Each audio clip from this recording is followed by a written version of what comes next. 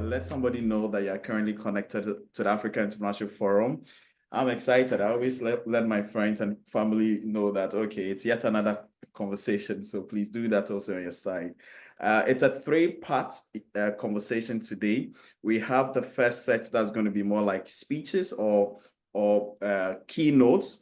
It's very practical in terms, and the people that we've assembled are practical people. They are builders, they are creators, they are designers. They do the hands-on thing, right? So it's not just theoretical, but very practical conversation. So we'll listen to them, and then we have the audience bit where we get to interact with you, and then we wrap up with a couple of exciting news from the Shared Value Network, which is on Jammy Trade, and then we'll wrap up nicely with a call to action and then the next steps. We'll have also a panel discussion, I think, so it makes it a 4-part event, I guess. So, hey, be ready, be here. Make sure that you switch off your video if you're not talking, and also make sure that your microphones are muted. So that's a quick housekeeping. So to kick off our conversation for today would be my very own Kate Onsati. Kate is the operations lead and then the Kenya representative of Shared Value Africa.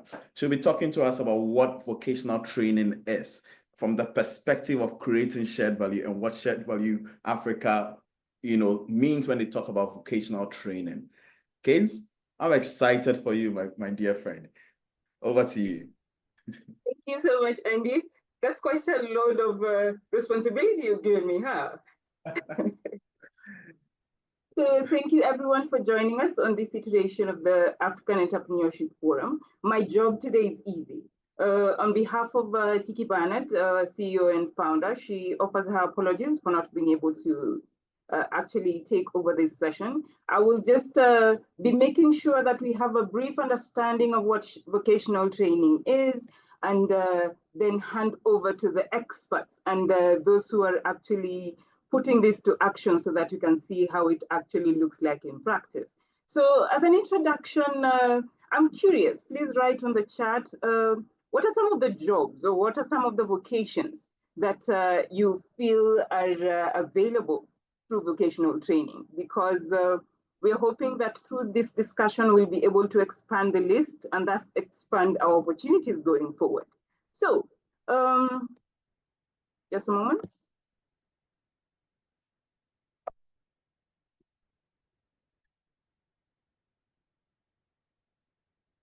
Sorry for that.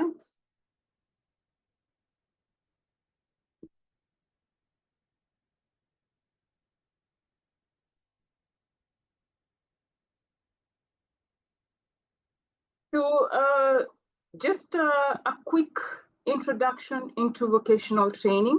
It is not about theory. This is about giving the interested parties or the interested learners education for specific trades and professions. And that is why I was asking you to please write on the chat, and Andy, just try and track the kind of list that we have about the available vocations, because we're going to see very, very many. Actually, as I was doing my research, I was amazed at the types of vocations that are already available. Not just looking at constructions. For most of us, we imagine that it's just electricians and plumbers, but it goes beyond that. It goes into welding, it goes into heavy machinery, and the same with healthcare. Through COVID, we all got to understand how important experienced and knowledgeable healthcare experts are, and this can all be facilitated, or the available capacity can be expanded through vocational training. Imagine what would happen if we actually took advantage of the skills and the experience that we can get through in tech and IT and expand it as AI expands. This can also be done through vocational training, and the same with industrial skills. Looking into chefs, I know I love good food, so chefs are definitely my favorite when we're thinking about the kind of vocations that can be found through vocational training, and the same with creative media. I'm not very good at taking pictures. Maybe that's a calling for me to go and learn more about photography. And the same with climate action.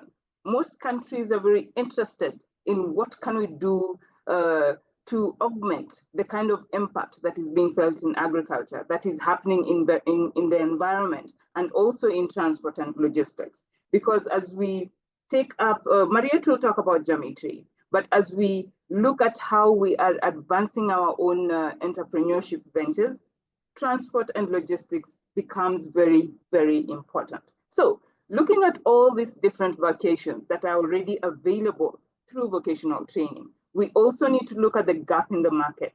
What sectors are facing a shortage? How is the shortage looking like? And why is there a shortage? One, healthcare. I don't feel like I need to speak more about this, because we all understand that a lot of our healthcare workers either resigned, or some of them lost their lives because of the pandemic that we had. And so there's a greater need for more healthcare professionals to take up the mantle to help make sure that the population is safe all over the world. Same with IT. You can't live without technology and IT these days. So how can you make sure that you're actually up to par with the demand in the market? Going into construction and skilled trade, we've had enough. I'm sure you also believe that. We've had enough of deaths and bad construction that happens with subpar training, with subpar experience. So it's very important for us to embrace vocational training that comes with construction and skilled trade with the experience in construction and skilled trade, because we want to be very comfortable in whatever houses or high rises we come in. Same as manufacturing. It's not enough to have whatever product or service that you want for cheap. It's better to have it at a better price and get better service. Renewable energy. We have spoken about this over and over again, that there is a global transition. More and more people are interested in how we can harness the available green energy so that we can actually protect our environment for the future. So why should you take up vocational training, no matter what your background is? Does it mean that you are exempt from venturing into vocational training? Definitely not. There's a lot of skills that you can contribute to. There's a lot of opportunities that you're giving yourself to take part in. And especially with Africa, we definitely need each and every one of us to be empowered, because we believe that we are responsible for our own economic growth. So these are our thoughts as pertains vocational trade. I'm curious, please share with us on the chat, did you find any new vocation that you didn't think about going forward, and how will you take advantage of vocational training? So thank you so much, Andy, for those few minutes. I hope I didn't stretch your time too much. And back to you. Thank you so much, Kate. You didn't, just by 2 minutes, which was a good use of the time, by the way. It's wonderful to know that we have a lot of opportunities from the healthcare sector coming to the build, coming into the manufacturing, coming into the renewables. This is such a multi-billion-dollar opportunity for us on the continent. So thank you for opening us up and for getting us to ponder over this and begin to question ourselves, are we actually on the right track to unlocking our full potential, across the continent? Wow. And with that said, who better to take over the mic from Kate than somebody who has lived through all these experiences from the development space, from business consultancy, currently working with the Africa Union as the senior program officer and also the lead for the World Skills Africa initiative under the AU DA NEPAD, their development agency, primarily coordinating human capital and then institutional development. She's by the name Unami Dube, and she has almost 31 years of experience, dealing in matters like this, and currently leading something that I think is transformational for the continent. When they launched this initiative called the Africa Skills, World Skills Africa program. which was launched recently, actually. And I think they're celebrating their 1 year anniversary because we launched it last year, February, around the same time. So over to you, Nami. Please tell us, empowering Africa's workforce, are we really integrating vocational training with entrepreneurship? Thank you so much, Andrew. I'm really grateful to be here. Greetings to all of you, and in absentia to my dear friend Tiki. And thank you very much, Kate. I mean, I am blown away by your presentation. It's so simplified, it's so to the point, and so congratulations. Fellow panelists, distinguished ladies and gentlemen, I have the privilege and honor today to join you and have this opportunity to engage with the future of Africa's growth and development. I understood that today we were meeting with entrepreneurs that are part of the Shared Value Initiative, and I've always tracked the work that Shared Value is doing. And so I'm most grateful to be joining entrepreneurs. In an earlier part of my life, I started working very young, so that's why I have 31 years, but I'm not so old. Please, Andrews, let's be clear on that. Thank you so much. Wonderful. Entrepreneurship is a very exciting space because you are always on your feet, you're thinking on your feet, and you're always having to find solutions. So my interest in speaking with you today is really because I believe that in running a business, as a business development practitioner before I joined the AUDA NEPAD, we always put people, processes, and policies. That's what will give you the productivity and your profit. So I hope I'm speaking to the right audience today. My goal is to speak to you on the important subject of skills, and in particular about skills excellence, which is really the ethos and the drive of World Skills Africa. I was asked today to share with you some thoughts around why is vocational training important for Africa? What are the current skills gaps? I think Kate has done a brilliant job of that. And the vision and success in bringing vocational training to the youth. I think we can share a little bit about that. And the importance of showing young people that success is not limited to university academic qualifications. That is close to my heart. So I hope that together we can be inspired, and that as entrepreneurs who are running your businesses, who when you leave this conversation have to go back and find solutions for your business, that together we can envision and commit ourselves to changing perceptions about vocational skilling, and then together join up our efforts to make a difference in the lives of Africa's youth. So allow me to paint a picture with you. I don't know where you are, and what I would really appreciate is if in the chat you could also just share with me what sort of business you are running, what sort of work you are doing. Because I have two sides of one coin. The first is a young gentleman, a real life story. This is my nephew. His name is Nkosi. Nkosi was not doing too well at school, but I'm sure he had potential. It's just that he didn't have a good start. But in any case, he ended up in TVET, and he went into a carpentry school. Nkosi has managed to upkeep his life up to now, for now almost 20 years, by making small little tables, small little bookshelves, small chairs, fixing little things. And that's how he sustains his life. Sometimes they're bad days, sometimes they're good days. But that's Nkosi's story. The challenge I find with Nkosi is that he was not afforded the skills in entrepreneurship. He could have grown his business because his workmanship is brilliant. He makes really fantastic, strong quality wood products, but he just didn't know how to really manage his business and personal management. Note that for me, please, because that's an important factor. The second side of the story is, imagine with me a restaurant across the road. And I've called this Rising Up Restaurant. I always love the names that I see on our small businesses. It just shows how young people or Africans taking up business just have so much passion and vision. And they always give these creative names. So I called my restaurant Rising Up Restaurant. Now, this restaurant needs tables, it needs chairs, it needs shelves, it needs a maintenance manager. Who else but to go to Nkosi across the road? So the reason for my story is that in so many instances, bring yourself back into your organization. There's somebody that you know that has actually been trained in one of these vocational skills, in one of these vocational trades. And I'm asking myself, how have you worked? How have you made the effort rather to go out and bring them into your business?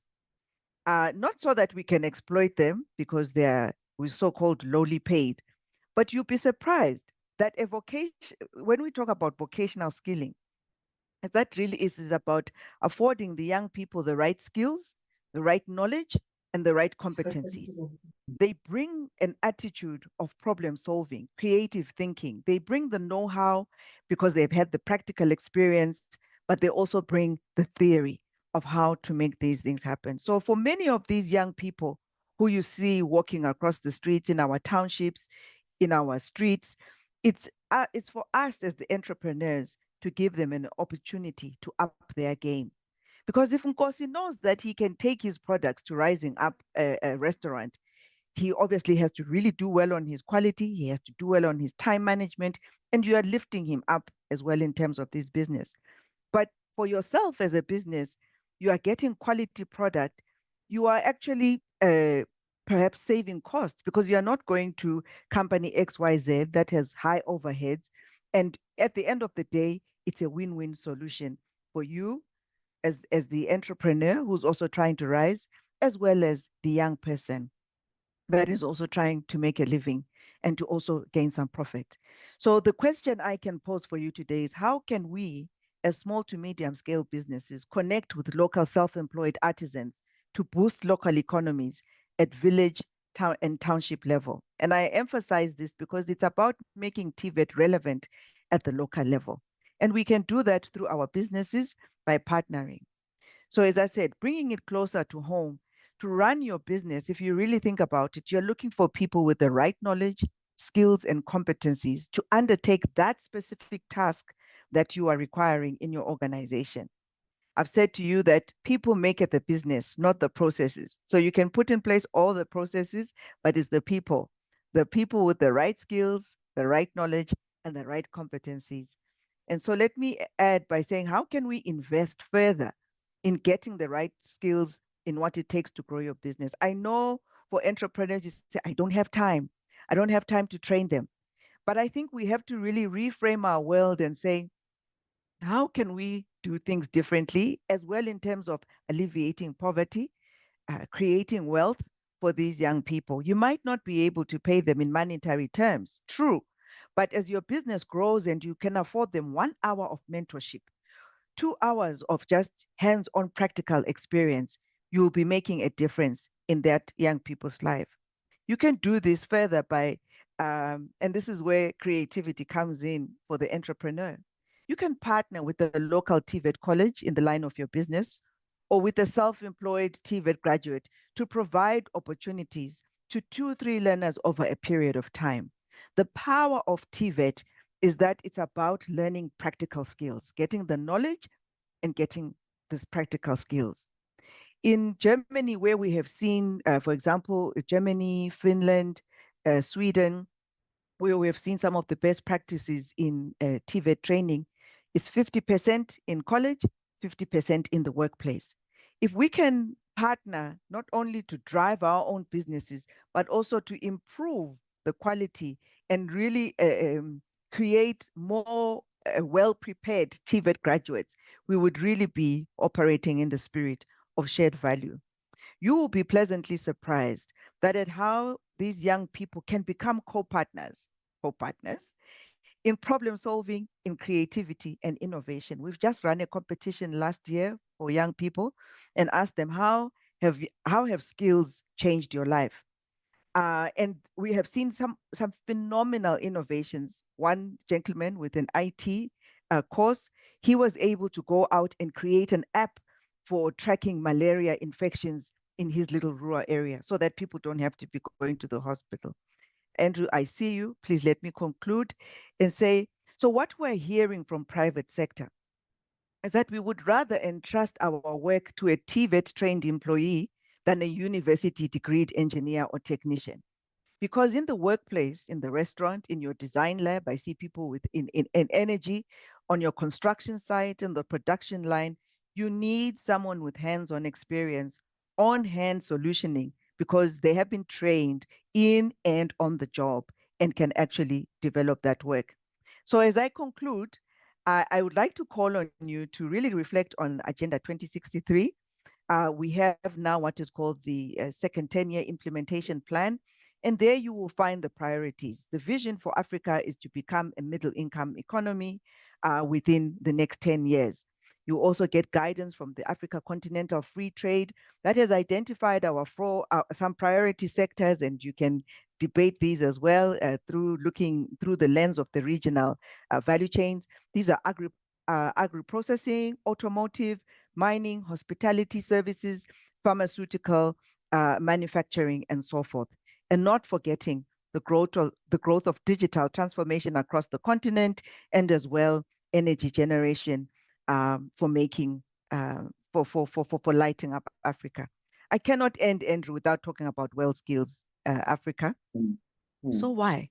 So why did I go through all this effort to talk about WorldSkills? Because on WorldSkills, you will find a showcase of skills excellence. What we need in Africa is to recognize that our TVET system is very fragmented. Our institutions do not have the capacities. They do not have the real world of work machines, experience, and you as the entrepreneurs can provide that experience of marrying the theory to the technical, so that when competitors come to what I call the Olympics of WorldSkills, and I'm grateful that you have two of our Champions Trust speaking to you today, you will find skills excellence, because it's skills excellence that will help you to achieve competitiveness, productivity, and profitability, the core engines for running your businesses. I could have said more, but time has run out. I wish you all the very best, and I hope we can work together towards making TVET relevant for driving Africa's productive sector. Thank you. Thank you so much, Unami. That was so powerful, very, very insightful. I mean, we are all taking notes here, I guess. People, process, policies, marrying both the theories and the practical. Actually, Unami, I believe you'll be staying with us a couple more minutes. So what we are going to do, our people, we'll move to the next speaker. However, you can share your questions. I mean, just share them in a chat box. Unami is here. We have a session, a quick 4 or 5 minutes to really dive into the questions aspect. So please, we'll make room for questions. Thank you again, Unami. So just as we heard from Unami, we are just going to trickle in, or even dive deeper, actually, dive deeper into the practical development of a vocational institute, right? Somebody who has moved from both policy people to a stage of processes, you know, complementing the 3 Ps, as Unami said. So Saul Berman, he's the founder and CEO of Berman Bros. And I mean, he's just an amazing fellow. I'll just allow him to jump right in right now and talk to us about what it takes to build a vocational training culture. Changing mindset in Africa is the subtitle of that. And I'm quite excited to hear what he has to say, because I chanced on one of his videos and man, he's just super. Over to you, Saul. Thank you very much. Much appreciated. Thank you for having me on your presentation or show. Don't know what you call it. I got quite nervous. The African Entrepreneurship Forum. Thank you. I got very nervous when I heard the word vocational training, which I could not even spell or pronounce. So I thought I was going on vocation. So for being a person who's got a 7-8 lower grade and dyslexic and got a learning disability, it was like a tongue twister for me. So thank you for having me. As you've, I'm not sure if any of you have seen some of my podcasts or some of the videos, but yeah, it's very interesting listening to you. I'd love to get the presentations and the videos and the recording of today's show. Yes, my story is personal. I didn't want people to use my story because it's not about me. It's about the children of today, and my passion is education, especially technical education. But They've used my story to give hope and allow other children and kids to dream. So yes, I live in Cape Town, didn't finish school, was told at school I'm a failure, I'll never make it in the outside world, left school, went to Maitland Technical College, which I took a bus and a train like our parents and grandparents did to get to certain places. And at Maitland Technical College, I was asked to leave because I was failing in maths and science, and I was thrown out twice. I came back begging, I got extra lessons, and I actually got a distinction for maths and science for N1. So I know what it's like to be desperate. I know what it's like to have nowhere to go. I know what it's like to be called a loser, and I know what it's like not to have faith in you. My father died when I was 2.5, but one thing I had is I had faith in myself, because I've been rock bottom and I know what it is like to have nowhere to go or to be lost. While I was at Maitland Technical College, I vowed one day to bring the technical education into the school curriculum, because when you leave a school and go to a technicon or a technical education facility, you are alienated, you lose your friendship, and you are labeled. So I left tech, and I did my N1, N2, and N3, and N4, and I became the youngest qualified electrician in South Africa. I was 19, 20. And what I also did is been in the electrical business. I started my own electrical business, and I wanted to do other stuff. So I always believed that you cannot tell someone what to do in any business unless you can do the job yourself. So I qualified in every trade, practically excluding plumbing. And as soon as I qualified, I was able to employ the people to do the work for me. And I have a philosophy: no one works for me, people work with me. I don't like the terminology that someone works for you. And yes, built up one of the biggest construction business in the Western Cape. We built Cape Town International Airport for the World Cup. And from building one of the biggest construction businesses, I also built one of the biggest property development companies in the Western Cape today, and only because I had a trade. I'm a qualified electrician. That's my only qualification. I've got no other skills other than practical, what I've learned on site and what I've learned in the industry and what I've taught myself. So where did the passion come from? The passion came from wanting to create a facility that is in a school and part of a school curriculum and part of a school building, that if we are friends and we are at school together, that you can go and do history and biology, we can do English, Afrikaans, and maths together, and I go and learn a trade subject, which is either civils and electronics. Civils has got a whole array of subjects underneath it. It's carpentry, joinery, brickwork, plastering, carpentry, and plumbing, and all the stuff that falls under civils. And electronics is electronics, low voltage, high voltage, and those are the two subjects. What is nice about the faculty and the curriculum, which is underpinned by the Western Cape Education Department and the Education Department in South Africa, is that if you go into an area, so let's say we have Port Elizabeth, which is a very big automotive industry, or if you go into an area which is big in agriculture, like farming, you can have a third subject that can either be agricultural, or it can be mechanics, boiler making, and welding. So what this faculty does is we build onto existing schools or change existing schools. It's grade 10 to 12. What this means is that it's another subject. Part of the curriculum, which is compulsory, is EDG, which is engineering graphic design. So you're taught at school how to do drawings, how to do CAD, 3D modeling, and all that kind of stuff. And the most incredible thing about the school is that in grade 10 to 12, you are taught the theory and the practical at the same time. And that is the most important way to learn, because you cannot learn in any society today where you only doing the practical, only doing the theory. You have to do it at the same time. Even universities need to change. But what this means is that the kids in the faculty can go and work they go work once a month in the industry, and while they're at school, then they can also work there in school holidays. And the most important focus, or the most incredible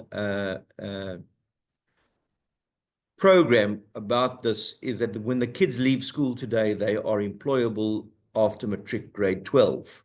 That is the most important opportunity, as we are feeding the industry, we're feeding the community, and we are energizing the workforce wherever these schools are.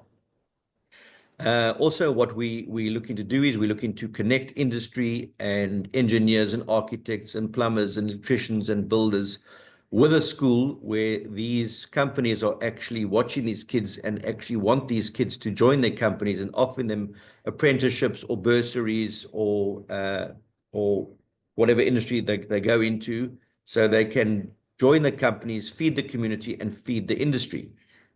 And yeah, for me, we built Wynberg Boys in 2019-20, 2019-2020, which was just after COVID. And in 2020, the first year, we had the top electronics student in the Western Cape. In 2022, we had the top civils student in the Western Cape. And in 2023, we had the top electronics student in the country. So yeah, my dream is to roll out these engineering faculties into existing schools. As I said, we've done Wynberg Boys. We are doing Leap School. We've joined with Leap School, which is a maths and science school. And we've already built grade 10s in Crossroads and Langa in the Western Cape, of which in the classrooms of between 25 and 27, there is roughly 40% which are female. And we also rolling out to Vidodrift High School, which is just outside Plettenberg Bay, which is a catchment area. And we want to roll out these schools countrywide. And in fact, what every high school should have a technical and engineering faculty where kids can learn an alternative subject at school, because it's the school's obligation to find what kids are good at. It's not our parents who, as our kids are born, who take out a university policy and choose direction of who our kids are going to be. It's the kids of today that need to choose who they want to be, and to give them hope and the freedom to dream. And yes, we also have the bursary program. We have the mentorship program, because when I grew up, there were quite a few mentors, but they were you couldn't see them. You could only see them on TV or on pictures. Today, there's 100,000 of us. And, what I will do is I will take on a certain amount of kids in certain schools. They can have my phone number. We can communicate via WhatsApp. I can take them out for lunch, and I can guide them. I can give them hope. There's two most vital points there. That is giving the kids of today hope and the opportunity to dream and never stop dreaming. And yes, that is me. I just like how you walk us through your journey, and then you just simplify the process that you have been involved in building this vocational training platform, and also just challenging us, the mindset bit, to think beyond the ordinary, beyond what we are used to. Unami says something that success is not only measured in the university qualification or the degrees or the certificates you receive, but also your ability to build something, your ability to do something practically. And I feel that you just expanded that, and then, just got me, actually, I don't know how others are feeling though, you got me to be even more challenged to think beyond the ordinary. And what do I mean by that? How can we as Africans really not consider the flashy suit and tie engagements, all these nice things that sometimes projected, and mostly we see them on TV, but rather to develop our built industry, the civil, the engineering aspect, which would be actually the real thing that will leapfrog us, that will help us to develop. I'm wondering what others are thinking. We are currently opening up for Q&A. Saul is here, Unami is also here. We'll take 4 or 5 minutes to understand how we can really transform the continent and build this vocational training culture. It's really a culture. It's not just some sort of fancy setup or a business that you build, but a sociological, transformational outlook when it comes to how we really develop our development narrative. I have a couple of questions, so I could ask my questions. Go for it. Let me go for it. So number one, what are the financial institutional supports available to help entrepreneurs, access vocational training? You said something, Saul, that when you were growing up and you actually put yourself out there to be a mentor, you only saw people who could mentor you on TV. They were not accessible. There's also the bit about finances, how you built your enterprise, right? Were there opportunities available for you to tap into, or you just had to bootstrap, use your own energy, your own effort, your own instrumentality to raise the funds? Talk to us a bit about how, if there are even existing, financial systems available, and also maybe Unami could take a bite on this. I think, yes, the most important, as you know, well, especially, living in Cape Town, living in Sea Point, leaving a school, I thought that my people would support me, and no, people don't. Especially when parents compare you to their children and say, well, how can he succeed? How can he do so well? Someone's behind him or someone's X, Y, and Z. People don't accept that because their kids can't do it. How can you succeed? I think the most important, and that's what I'm busy drawing up, actually, the prototype of this auto feeding system that you at school you teach these kids about ethics, work, entrepreneurship, how to do business, how to be honest, how to present. And that's why the schools that we are building, all the services are surface. So the kids can see the right way of the plumbing pipes, the saddles, the screws, the water pipes. They can see underground to see how the reticulation works. The brickwork is pointed. The concrete is the most incredible workmanship. So it's very important for me is the way that kids are taught today. And that's why if you look at in certain areas, we look at plumbers, electricians, and tradesmen, they do a shoddy job because they're taught the wrong way. And that's the problem is, we haven't got tradesmen. In 1994, 95, they closed down most of the training schools and BIFSA in South Africa. Woodwork at school was stopped. And, everybody's, going one way to, what's it called, artificial intelligence and universities. And you can go that route, but I can tell you one thing. No computer is going to be able to fix your plug at home or to fix the burst pipe or to do a toilet or air conditioning or an engineer. And, thank goodness we all are different and we all got different tastes and we all want different homes and buildings and offices. And our industry is never going to die. And it's interesting to see where you see people leaving university and desperate for jobs. I've never known a plumber or electrician or a carpenter looking for work because they are sucked up immediately because, they can get a job anywhere in the world, and tradesmen there'll always be a shortage. So what is important for me is that the children at school have the opportunity to decide who they want to be. And, I can have a friend studying with me and we can be doing civils together, and he can want to be an engineer or want to be a plumber or an architect. But what is important is that, when kids look at maths and they're not academic, is they freeze. They start to hyperventilate. They get anxiety. So what we've changed is we've changed the program at school level that kids can do technical maths or technical science. So if you and I are at school together and you're an academic and you're going to go into the academic world of engineering and architecture, and I'm going to be a tradesman, I can decide at school to do technical maths and technical science. That means we both matriculate together. You get a university exemption, I don't, but I still get a matric with you. So this whole change in schooling, which is the most important thing, and as you know, kids sometimes can be evil. You know, when someone, especially, you know, I've been called every single name, which has obviously given me the perseverance to succeed.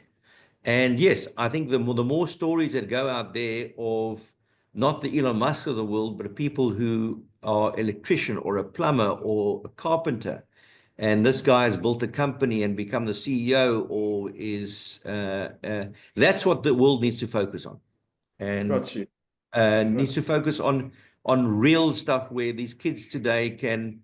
I don't know if you've seen, we've started this like podcast now where I go onto site and I walk through the site and I tell you what I'm doing and what it is to excavate and what piling is and anchors and all that kind of stuff. And kids are sponges. But unfortunately today they're so what's the right word? Absorbed into the brands and what to wear and to try and aspire to be someone that is, or look like someone, or drive a car that really is not what life is about. And what we need to do is try and teach the kids of today to keep it real. You know, I've got 4 children, very different. I said to them, I don't mind what you choose to do. The only thing I want you to do is to wake up happy and to love what you're doing, and go and give the kids today the wings to go and soar. Awesome. That's what we need to do. Awesome. Thank you for that, Saul. Onami, would you take a bite on the question and then actually also tie in a bit on the World Skills Africa, your support intervention to more or less like bring to home at a more large scale level, or more like a scalable level from what a person like Saul is doing in his own small capacity, right? How can we scale it up from a support base, you know? I don't know if those institutions exist, or from the World Skills Africa, you have those sort of avenues for young people to, you know, take advantage of. Just one last thing. So what we've done is we've started a foundation called the Hands-On Foundation, because as you know today, governments and institutions, everybody wants to make a difference towards education, especially technical education. But the money never goes to the right place. And a lot of institutions can't get down there. I mean, when we go build in Crossroads, we have to go under armed guards, because that's basically where the school is. So what we've started a foundation called the Hands-On Foundation. We take care of operation costs, all operation costs. So if we raising money, 100,000 or 1 million rand or 10 million rand, and you giving that money to the foundation, that money goes to the source. I.e., you know, a lot of foundations give to a school and they pay the school and they pay the builder the first draw, second draw, the builder goes, they lose the money and the building's no good finished. So giving money to education, and especially technical education, has got a stigma, which we're going to change. Powerful. What do you have to say, Onami? Thanks very much, Andrews. I hope you can hear me, and thank you, Saul. I honor your story and the phenomenal work that you're doing. I think what World Skills as a movement is really about is creating the platform for the TVET institutions to partner together with industry. We do know that financing for TVET is a major challenge. And that's why through this platform, it really is about encouraging at local level. When I say local, national level, the partnerships such as what Saul is doing. So, for example, if he is training young people in, say, the plumbing, we would then be expecting to see those young people coming into the competition and showcasing that they do have, and this is where skills excellence is, it's about performance, that they do have the right skills, which they've been trained in, they have the right knowledge, but what he said, very importantly, they have the right attitude. They have the right ethic, they know how to organize themselves, they know how to problem solve, which is something we don't find in TVET colleges. Just imagine, Andrews, that many of our TVET trainers have never actually seen a real world machine. I walked into one TVET institution and they showed me a lathe machine from 1965. I said, are you sure? This is you're training a young person to get a job in 2025. Really? Does that work? You need organizations like Saul and the work that he's doing to provide that space for exposure, for training. And that's why I said it's about partnerships. We have to work in partnership together. If you bring your bucket of maize, I bring my bucket of maize, we all make the wedding merrier. But it's not going to come from someone saying, I've brought you the bucket of maize. So when you ask about financing institutions, WorldSkills is really about where can we leverage the partnerships to make a difference for the young people. Amazing. Wow. Thank you both, Unami and then Saul. I wish we could have continued the conversation, but time, oh my goodness.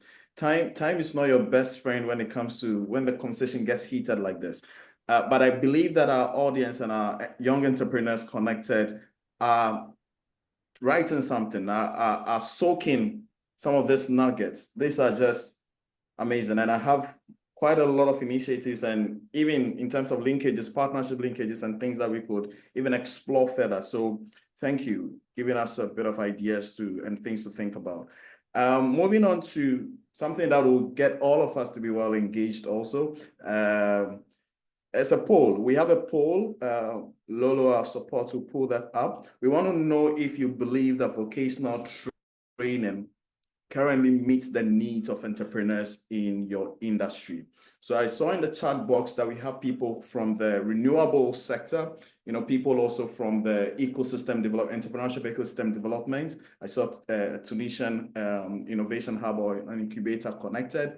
I also have one of my former leads also connected here. She's amazing. Bizu, I see you connected, based in Ethiopia. Bizu is actually one of the amazing impact and management thought leaders that we have across the continent, someone that I've personally interacted with. So I actually would love to hear even your thoughts in the chat box, and also know if we really believe that we have vocational training that currently meets our needs as entrepreneurs. For me, I think improvements are needed. I've seen a couple, but I think improvements are needed. Let's know what you think, and then we'll see the results. Same feeling here. So 54% of us, 4% of us believe the same, and I mean, 29% is significant. No, it is largely disconnected. I think that is also true. We need to dig into this. So I would have quick conversation, because time is not a friend at the moment. So I'd have a quick conversation with young champions of the WorldSkills program from the AU, NEPAD, the AU Development Agency, to talk really about what we've been discussing, securing Africa's future with vocational training. This will be the quick bites from them, because time is not on our side. So we have here Meheli Mvalakubi, who is a WorldSkills ambassador. This gentleman is doing amazing things in Cape Town, in Western Cape, and then also, the Eastern Cape, trying to bridge gaps when it comes to school skills, integration, and all that. And he's been doing a lot of things when it comes to bricklaying, even, and training in terms of TVET colleges and amazing things. And we also have Justina Ashiani, who is also an ambassador, and she brings the world from gender equity empowerment, and she comes from a place of vocational training to make it more creatively exciting, right? So from a technical bit, going to the problem solving and making it quite exciting with a lot of creativity involved, which is also impressive. And then we have another Justine. So there's Justina and there's Justine Kiska, who is the head of Africa Talks business. She's also from the place of media and then also business. So she's integrating both media and business, and she hosts a talk show called Africa Talks Business. She comes with diverse expertise, but I think we have a couple of internet challenges, connectivity, which is another big thing that we probably have to dedicate a whole day to sort of unlock on the continent. So do I have my champions here with me? Let me hear you can hear me. Good morning, everyone. Awesome. So I think Justina is the one with the internet challenges, right? So no worries. We hear from, so a quick one first from Meili. As a young person, let's get this. After hearing from Unami and then also from Saul, quick thoughts regarding our personal journeys, from a place of vocational training, making it something more exciting, more attractive to other young people. Hearing from our two speakers, what can you share regarding our journey of making vocational training more exciting, right, for other young people? Well, thank you, Sean, for the Andrew, for the opportunity. I'm really amazed also that I'm sharing the same story as Mr. Beman. Wow, I'm amazed and I'm motivated even to do more. I also started, I never went to high school. I failed grade 7 and I was labeled a slow learner, just like Mr. Beman as well. And many things were spoken about me and discouragements. I was discouraged a lot, but there were some people who were supporting me, motivating me, telling me that, you can do it. I never went to grade 7. I failed grade 7. I never went to high school. So I don't know any gates of any high school. The only time I went to a high school was when we were playing sports or when we were at school. And yeah, but however, my grade 7 teacher advised me to go to a school of skills. That's where my skills journey started. I learned different type of skills from bricklaying and plastering, woodwork, welding, and agriculture. So that's where I found myself. I was the best in each and every skill that I was introduced to. Every year we used to get a reward as the best bricklayer and plasterer, as the best welder, as the best woodworking student.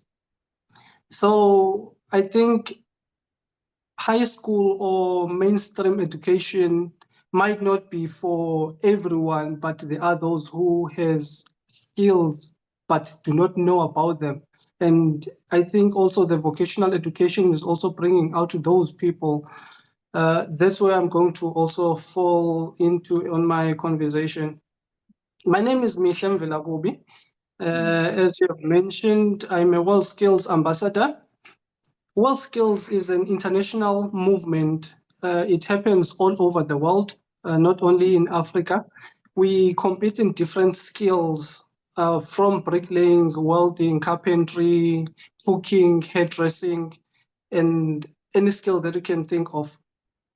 I competed at World Skills Abu Dhabi in 2017, represented South Africa as the best bricklayer in South Africa, and came back to the country. I said, I want to continue this journey. I want to give back. But prior to that, before going to World Skills, I finished my school, my school at Akala School of Skills. At the School of Skills, I chose the bricklaying skill. And I said, no, I want to take this further because I love it. I took it further. I went to TVET college, but I was rejected at college. They said, no, we can't accept you because you're coming from a school of skills. And school of skills are low-graded people. They fail at college. So you will fail. Really? Yes. On the challenge you encountered, I'll bring that in on your journey, right? The challenges you encountered on your journey in terms of the stigma that comes with the journey. We'll touch base on that maybe a couple of minutes. But let's hear from Justine Kiska, because the two of you have almost similar names. So I'm going to try and add your surnames to it so that I don't get confused. So Justin Kiska, over to you. Tell us about what got you excited about vocational training, right? And then how you also entered. I mean, what's your story? What do you have to share with us? You're muted. Thank you so much for having me. Can you hear me well? Yes, fantastic. Okay. All right, thank you. It's so wonderful to be a part of the panel. So yes, I'm Justine Kiska. I am 28 years old. So I started out in business around, I'd say 19 years old when I just left school. And with no backing, I didn't have any money. I couldn't get into university as well. And my mother at the time, obviously, she couldn't afford to upskill me in any way. So how did I start a business if I had no backing? Where did that come from? So I called my auntie who lived in India at the time, and I asked her to send me a few gifts. I was hoping that I could sell something that she sends me. So she sent me a box, and obviously if you send gifts into South Africa at the time, you didn't have to pay for customs. So it's like I got free things. So I took that box, and one of the things in that box was hair, wigs. So I lived in a 1-bedroom flat with my mother, and right next to the flat was a mall. So I would walk to the mall and I started selling these wigs to the cashiers. I started selling it by lay-by. I just started selling it everywhere. I borrowed my mother's laptop and I started my first website called onlinehairbuy.wixsite.com. I still remember my first. It was a great site because I started taking stock images from Google, and then I plastered all those stock images on my sites, and I started telling everyone I've got all the stock. And so I just made my way through in that way. And then fast forward 4 years later, that company became what is called Expensive Heads. And it got sold to Samira Musa from Vantage Capital. So I sold that company, and then I took the money and I created other companies, of which some didn't work. And then I found my passion, which is now Africa Talks business, which is media. And something I wanted to mention, and especially with entrepreneurs watching this, I wanted to mention that when I sold my company, I sold it for less than 100,000 Rand. So I sold it for what would be the equivalent of a senior executive salary at the time. And why that's so important is because I was not educated about a lot of things to do with entrepreneurship, with skills, with due diligence, with companies. So education, not having education did stifle me in certain places, whereas although I did manage to get somewhere without it, it still made a difference in me not having it. Awesome. Justine, you've mentioned a challenge that you encountered. That was going to be my second to last question, like education, right? But we hear you on your journey and you entering into something from an entrepreneurial driven perspective. That's exciting. There are a bit of questions that I would love to, ask you, but let's hear quickly from Justina, and then we'll come back and then probably just package the challenges, and then we'll ask ourselves one certain question: what's the way forward in getting more young people, in the space of vocational training and then also entrepreneurial development, right? So that will be our last question and the way forward, and then we'll wrap it up. Justina, tell us about your journey. Also, real quick, sorry, time is not on our side, so I'm just trying to get enough from you, and then we would then close out nicely. Over to you, Justina. Good afternoon. Thank you for having me here. So it's Justina Ashena, like you said. I'm from Namibia, a World Skills Ambassador. And I would love to share a story about my World Skills journey, or maybe my vocational journey, how I started to be a joiner, because I'm a joiner by professional. So 2013, when I completed my grade 12, I joined a vocational institution in the skilled trade joinery. And then that's when I built up my interest in woodworking. So when I completed my level 2, I was selected to represent my school, my vocational school at World Skills Namibia. And then I was chosen to represent the country at World Skills Abu Dhabi 2017 in the same skilled trade area, whereby I had a challenge because I was the only female competitor competing among 24 male competitors, which was a challenge. But because I believe in myself that I can do it, so it gives me courage that maybe I'll be the one of the lucky winners. But unfortunately, it was not really about winning. It's actually to gain more experience from different people from different countries. So now my vocational journey, what happens is that my vocational played a significant role in shaping my entrepreneurship journey, as it's provided me with essential technical skills and practical knowledge, which transform me today as a successful entrepreneur. Not really successful, but I'm getting there. Looking at the differences when I started and how I am now, there is a big difference. So through training, I gained hand-on experience in specific field, boosting my vocational and my confidence and my proficiency. Vocational training also assisted me with developing critical problem-solving skills, which is a very crucial thing in market, and it nurtured my understanding and my market demands at large. So as an entrepreneur, it's really a big challenge because funding is one of the biggest problem that we have. So when I completed my level 3 after competing at the international level, I started working for these other joiners that have a registered company, but I could not, whatever I was getting was not enough for myself to sustain myself. So I decided, let me just work on myself and build myself as an entrepreneur. So now the little that I got from those joiners, that is the money that I used to start up my my business. But the fund was really a challenge.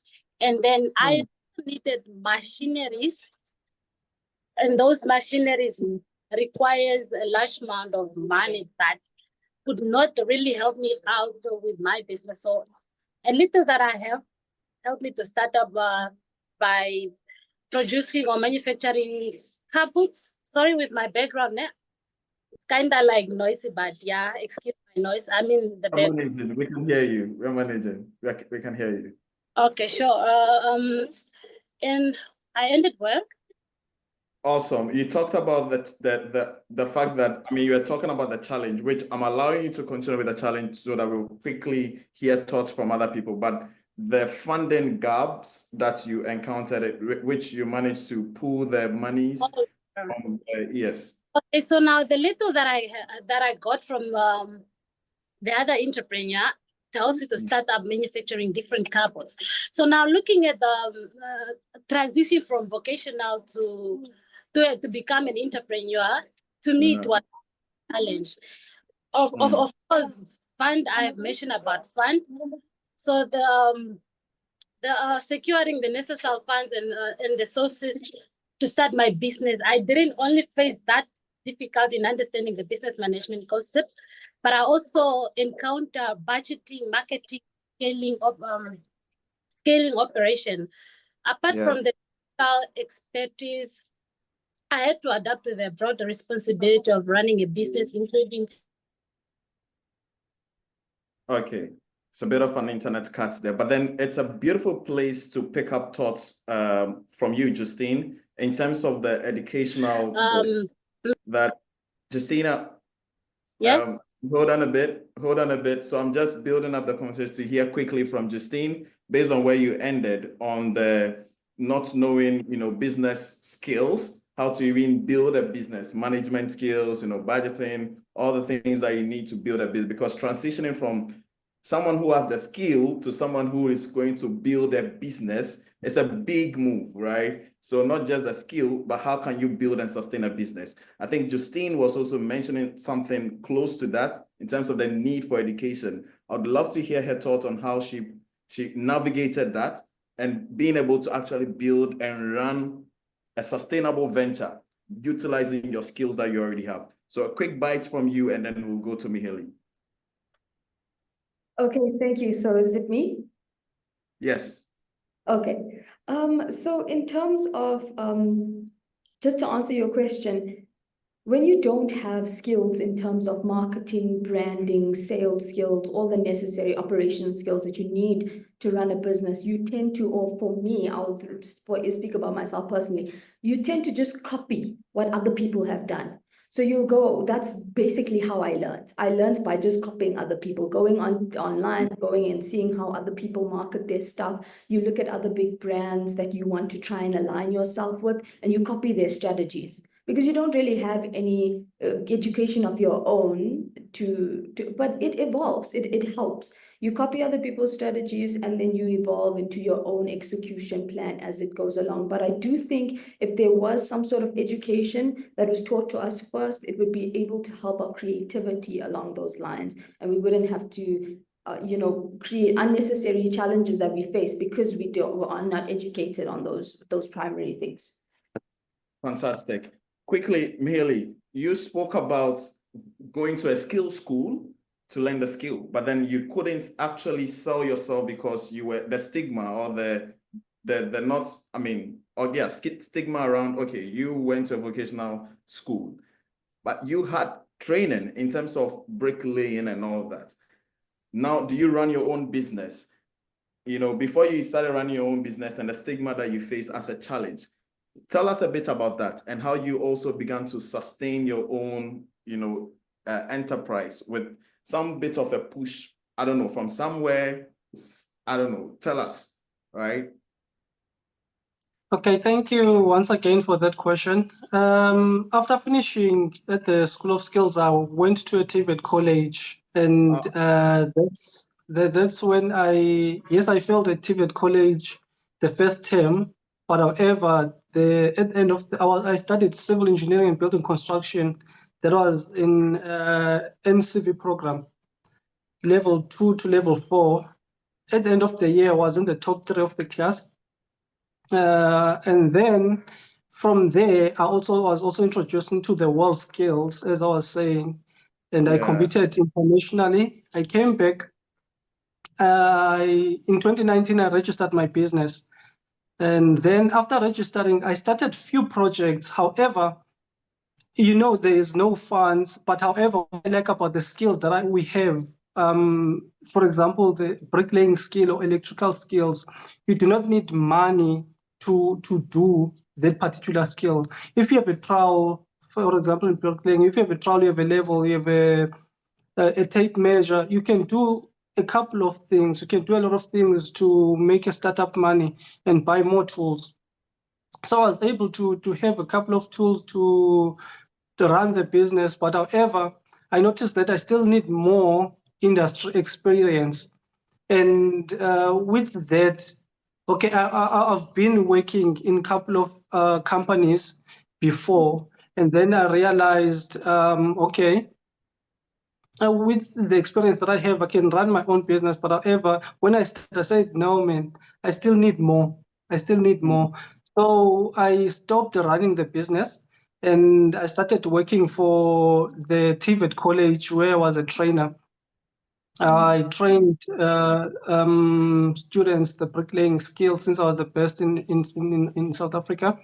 I started training bricklaying, and now I'm working for Coro Brick, the biggest manufacturing company in the country, as a trainer and also I'm a building school coordinator. We go to sites, we train bricklayers to ensure that they produce quality standard of brickwork, and our bricks are well presented in industry. Fantastic. Thank you so much for that. And for the honesty, to actually come to yourself and say that, okay, I can't run a business, I can't develop a business, but what I can do is to be a part of a big enterprise to provide my skill set and my work. It's something that entrepreneurs must learn to do. Not everybody is cut out to build and run their own business. Perhaps your skills can be integrated with a moving and thriving enterprise. You can even join someone with the business acumen to collaborate to rather drive that existing venture that a person is building. Thank you so much for that, Miheli. Final thoughts from all of you, and then I'm checking the chat box to see if there are any questions from our audience, but I believe that we are all taking something from these conversations with this young, inspiring fellows. I mean, I'm also young, so I'm probably probably drawing a lot of energy from all of you. So in terms of the way forward, currently we've articulated our journey, our experiences. We've highlighted a few challenges. We couldn't go deeper into them. I believe that there are enormous challenges that perhaps all of you may have encountered, but then something kept coming back and back about the acceptance, you know, even from parents and then also from institutions, from governments, the acceptance that vocational training, vocational skills is critical to build our enterprises, our economies, and we need to give it that needed attention in terms of policy, in terms of capacity building, in terms of platforms, you name it. When it comes to your experiences and with what you've shared so far, what would you recommend, you know, as a call to action, something urgent that maybe private sector, government, parents, you know, should have at the back of their mind? I'll start with Justina. I think you made mention of something close to support systems and then opportunities that were not readily available to you. But I'm curious to know if you should say something, if you had the president of Namibia here, you know, or some fellows here right now, what would you tell them? And if your mother or father were here, what would you tell them? Well, thank you for the questions. I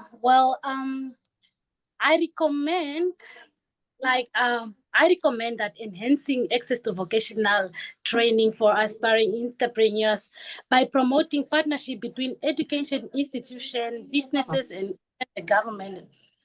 This collaboration could offer affordable, high-quality programs that are aligned with the current industrial needs. I also suggest that creating more accessible online and hybrid vocational training options, especially in rural and undeserved areas, will be great to bridge the gap by inspiring aspiring entrepreneurship opportunities. Thank you. Amazing. Justine. What would I think would be a great idea? It's difficult to say. I think if I'm reflecting back on my experience, I would have loved to find a platform where I could talk to people that were entrepreneurs, talk to business owners, maybe like a free mentorship platform or somewhere where I could gain some sort of skills through, you know, entrepreneurship. I believe personally entrepreneurship is its own qualification of its own. So I feel like, probably a free type of platform, or people also providing their skills.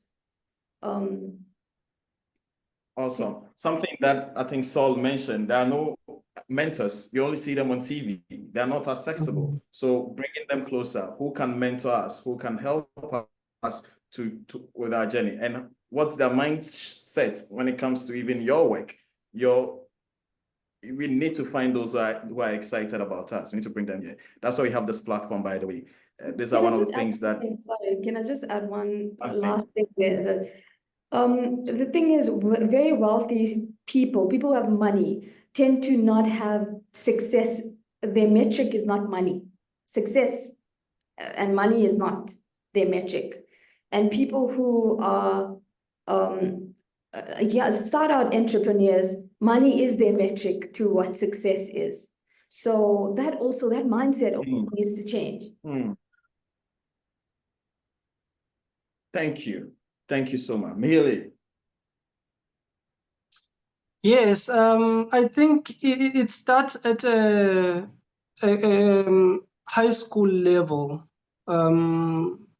Our educational system, I think it is a bit, it is not teaching us business, but it is teaching us to work. I think if we can start there, where we will teach young people how to run businesses, how to own businesses, and how to maintain their businesses, I think then we'll be heading to a correct route. Same applies to TVET. At TVET College, yes, at TVET, we are getting a little bit of how to run a business. But as you have mentioned, we do not have mentors. We don't have people that are guiding us, that are showing us step by step, this is what you need to do. These are the challenges that you're going to encounter, and this is how you can overcome them. Also involving industry as well. We at TVET college level, we need to bring the industry people that they speak to our students, and they show them and they guide them on how, when they step out of TVET college, what are they going to foresee, what are they going to what is the industry expecting of them. Thank you. Thank you so much for these thoughts. Thank you all. I wish we had more time to really go deeper into what you've shared. But then I believe that we'll definitely be touching base on this conversation again. What I heard from you is mainly you guys are all self-taught, quite driven individuals who are just ready to partner, to work with people who share in your vision of creating a better future. And what a way to wrap it up with the intent of Shared Value Africa to really bring the likes of you together and then also connect you to hopefully opportunities, development partners, mentors, helping you and even myself to more or less like not hustle too much. That's what a Shared Value wants to help us to make the journey a bit easier. So thank you. With that said, I'll bring in Mariette. Mariette is a lead on one initiative that is so amazing. It's quite transformational. She's going to talk to us about the jammy trade, jam sessions, and what you and I could leverage or take advantage of in further building our enterprises. So over to you, Mariette. Thank you, Andy, and good morning, good afternoon, everyone. While not vocational training specifically, I think what I want to talk about is very complementary to the whole focus of today's African Entrepreneurship Forum. For myself, I am the platform manager of the Jammy Trade platform, where we bring entrepreneurs together for peer-to-peer learning, to talk about the challenges they face, to find solutions, to help them grow their businesses across Africa. Myself, I am extremely passionate about all things AI-wise. And I really believe that companies that do not embrace AI in 2025 will not be in business 5 years from now. AI is not just for big corporations with massive budgets. It's a great equalizer. It's a tool that can help African entrepreneurs like yourself to scale, to compete, to win against other companies. And most importantly, something like AI will help you automate tasks, market smarter, and just do things better. We started last year, July, with our weekly jam sessions for Jammy Trade entrepreneurs, where everyone talked about unique challenges they are experiencing, and participants engaged on solutions if somebody had a challenge. So many times when we had these jam sessions, it happened every week, same time on a Friday. And so many times when we had these jam sessions, AI, and specifically AI-enabled tools and automations, turned out to be very useful and practical way to address some of the challenges, especially when it came to the challenge so many entrepreneurs have to do more with less. You can't afford to just employ an employee or new employee every time you need to do more things, because you're trying to grow your business with what you've got. How do you as an entrepreneur get more business leads? If you're out on the road, how can you win new clients? How can you do things while you're busy trying to get new business to grow your business? So what we have ended up doing is we turned our jam sessions into half an hour where we engage on challenges everyone faces, and half an hour on looking at ways and means to use AI-empowered tools to help you grow your business. Now in 2025, we want to extend the same formula that we've used with our jam sessions to broader. We want to make it available to everyone who participate in our African Entrepreneurship Forum, for you to grab this opportunity to learn how to grow your business by using AI to do more with less. One practical example of one of the sessions that we ran last year was an entrepreneur that's got a beauty business selling products for beautification. And she wanted to have a website where she can use AI to provide consultation to clients that's looking, somebody has got a problem with their skin and they want to know more about products. Obviously, AI needs to use her products to provide solutions. We managed to show a very practical e-commerce platform using AI within 20 minutes, using AI tools that she could take and deploy. And that's the power of technology with AI today. So what we want to do this year is we want to structure impact jam sessions. These will be free monthly AI-focused training for African entrepreneurs. We call them impact because it stands for something. And we want to give entrepreneurs really the AI edge this year to create lasting business impact and stay ahead of their competition. So what we are planning at the moment is every first Friday of the month, we will host hands-on practical training on how you can use AI in your business. And for the next subsequent 3 weeks, after each session that we start within the month, we will be available same time every Friday for one-on-one coaching. So you also have an opportunity to take what you've learned in the training session and apply to your specific situation directly within your business. We have planned a number of sessions for the rest of the year, and Lola will share a poll on this shortly so that we can get an idea of what you will be most interested in. For example, how to use AI for marketing, for sales, get new business leads. How can you craft a proposal for a client that really can get you that deal? How to automate social media. Are you out on the road or you're busy delivering on a project for a client? How can you automate social media to still create that brand awareness, brand visibility out there? How can you clone yourself? AI allow you to do that now. So the bottom line, AI is here. There's so many tools available, and it can be information overload to many people out there. So we want to help you to use it to build the business of your dreams. Back to you, Andy. Thank you, Mariette. Wow, AI is here to stay. So let's get a poll on the tool, whether you are interested in attending a free monthly. Okay, first, would you like to pursue vocational training in 2025? Very likely. I think I'm so sold out on this with the session that we just had. Let's hear from you if you'd like to pursue that. And then we have a poll also on whether you would like to attend a free monthly 1 hour how-to training session on using AI. Yes, I mean, very likely people are actually reacting just like I reacted. There's still not sure category. Yeah, we'll have a chat pretty soon. So the third poll for the day, would you attend a free monthly 1 hour how-to session? I can still sell something regarding AI here. You hear from Justine, you hear from Justina, you hear from Mihili. They're on a journey.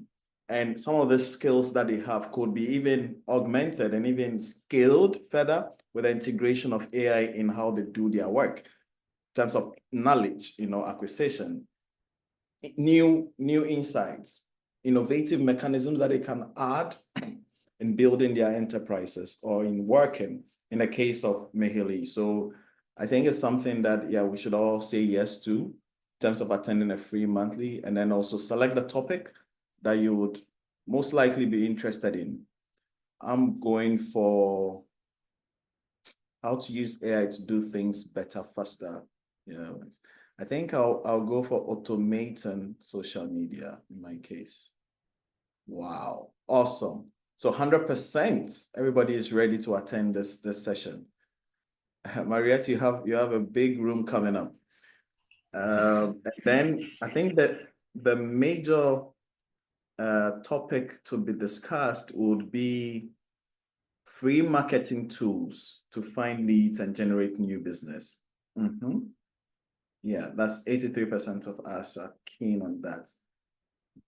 The second topic will be how to automate your social media with AI. Mariette? Yeah, there you go. Thank you, Andy. That's a very good indication for us. Awesome. Awesome.